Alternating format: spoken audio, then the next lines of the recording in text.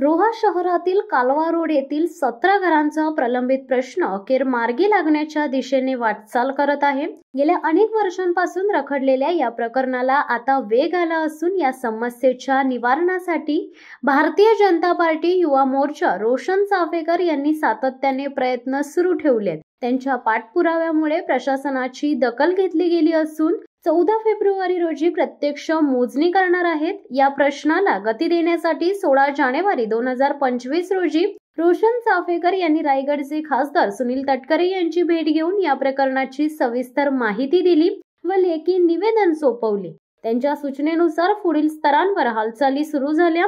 10 February रोजी प्रांताधिकारी खुटवड, मुख्याधिकारी एडके आणि भूमी अभिलेख विभागाचे अधिकारी संभाजी कांबळे यांच्यासोबत बैठक घेण्यात आली। यानंतर 13 फेब्रुवारी रोजी उपअधीक्षक भूमी अभिलेख योगेश कातडे यांच्याशी पुन्हा बैठक घेण्यात आली। त्यांनी तातडीने 14 फेब्रुवारी रोजी या जागेची मोजणी करण्याचे आदेश दिले।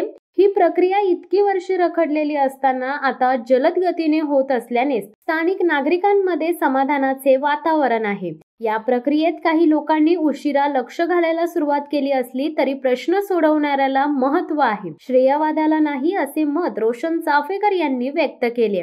हे नागरिकांचे जीवनमान सुधारण्याचे आणि त्यांच्या हक्काचे प्रश्न सोडवण्याचे काम आहे। जो कोणी हे प्रश्न सोडवेल त्याचे स्वागतच आहे।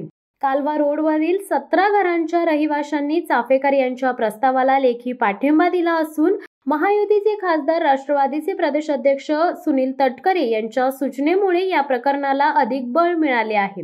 याशिवाय राज्यात महायुती सरकार आहे आणि रायगडमध्ये युतीचे खासदार व आमदार असल्याने आगामी काळात अनेक प्रलंबित प्रश्न मार्गी लागतील असा विश्वास रोशन चाफेकर यांनी व्यक्त केलाय। गेल्या अनेक वर्षांपासून हा प्रश्न धुळखात पडला होता, मात्र आता याला वेग मिळाल्याने स्थानिक नागरिकांनी समाधान व्यक्त केले। इतकी वर्ष आम्ही वाट पाहत होतो, आता प्रत्यक्ष कृती होत असल्याने आम्हाला आशा निर्माण झाली आहे, अशी प्रतिक्रिया देखील एका रहिवाशांनी दिली आहे। खासदार तटकरे यांच्या सूचनेने व रोशन चाफेकर यांच्या अथक प्रयत्नामुळे नागरिकांचे स्वप्न प्रगतीपथावर येण्याच्या मार्गावर आहे। पुढील काळात मोजणीच्या कार्यवाहीनंतर रहिवाशांचे घरे अधिकृतरित्या नोंदवली जातील आणि त्यांच्या समस्या सुटतील अशी अपेक्षा निर्माण झाली आहे।